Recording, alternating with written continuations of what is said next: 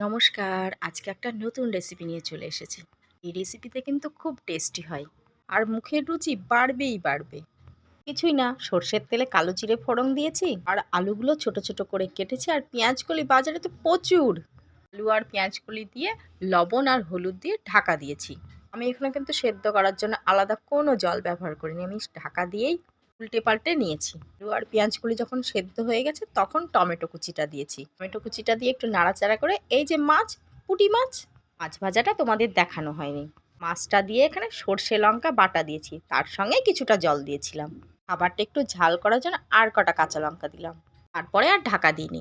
সে লঙ্কার যখন জলটা শুকিয়ে গেছে, তরকারিটা যখন সম্পূর্ণভাবে মজে এসেছে তখন সর্ষের তেল দিয়েছিলাম আর টেস্টি করার জন্য।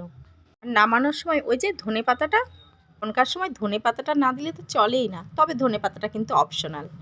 আর তোমাদের কি বলবো, এডিট করতে করতে কিন্তু আমার খুব খেতে ইচ্ছা করছে রেসিপিটা।